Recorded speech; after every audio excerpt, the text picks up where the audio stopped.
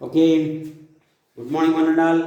Now I am going to explain about the process, whether it is physical or chemical, or whether it is spontaneous or not. Okay, so today I am going to explain about the process, whether it is spontaneous or not.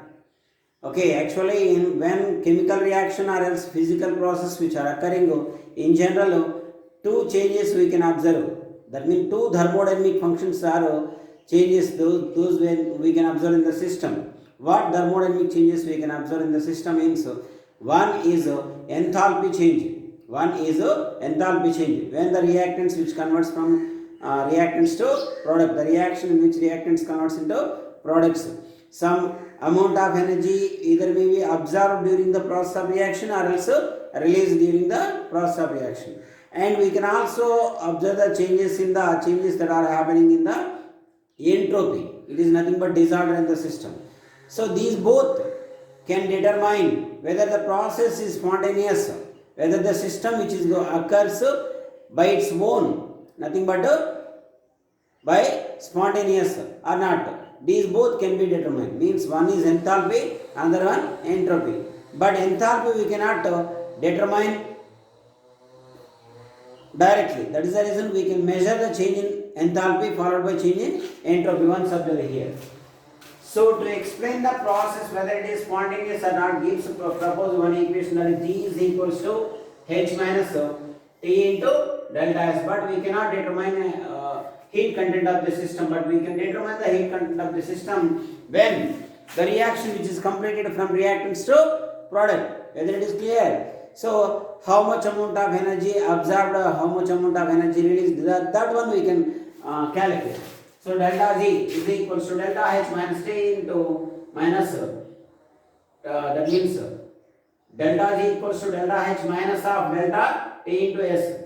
By application of delta, we know that formula dUV is equals to UV into dV plus V into du. But by applying this one at constant temperature, the reaction is occurring at constant temperature. Delta T is equals to 0. Understood? Delta T is equals to 0. By substituting that one, we can get delta G means free energy of the system. Delta G is equals to delta H minus T into delta S. Okay, that is clear. Next, for spontaneous process,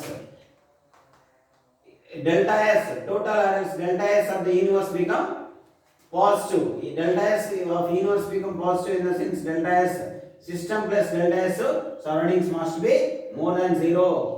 We know that delta S system is equals to delta H system by temperature, but delta S surroundings is equals to minus of delta H system by temperature. Whether it is clear or not.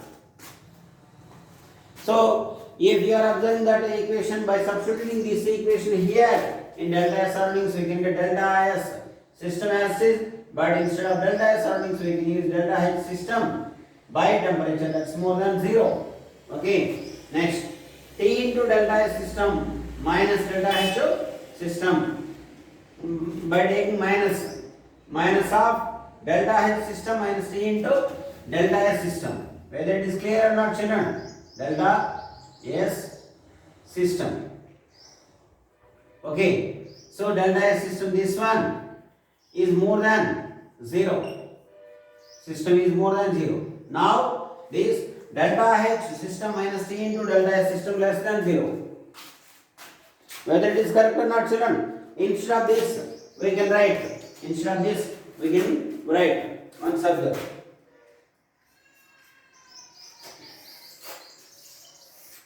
Delta Z, that means instead of delta H system minus T into delta S system, that one less than 0. Instead of this one, we can write less than 0. Instead of this one, we can write delta G less than 0. Am I correct? Delta G less than 0 means, remember, what we are taking for spontaneous process, delta S total is equal to delta S system plus delta S surrounding more than 0, that is positive.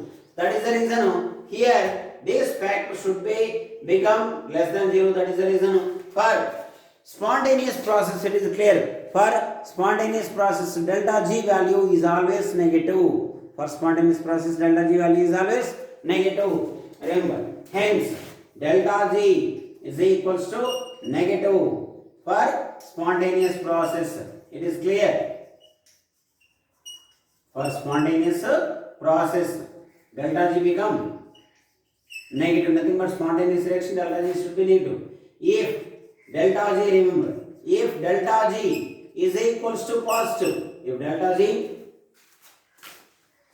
that is equals to positive, what happens? If delta G equals to positive, then reaction must be non-spontaneous. Remember, reaction must be non-spontaneous. If delta G equals to positive, reaction must be non-spontaneous.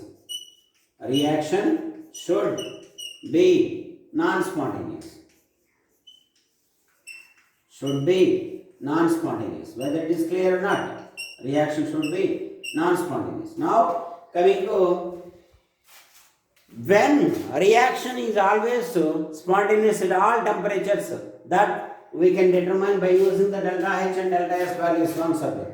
First point, if delta H is equals to negative and delta S is equals to positive, process is always spontaneous. Remember, process is always spontaneous. Delta H equals to negative, delta S equals to positive. Process is always spontaneous. Once why process is always spontaneous? We know that delta G is equals to delta H minus T into delta S. This one negative. Negative into positive become negative. Negative always negative. That is equals to negative. Okay. Next, once observe here, if delta H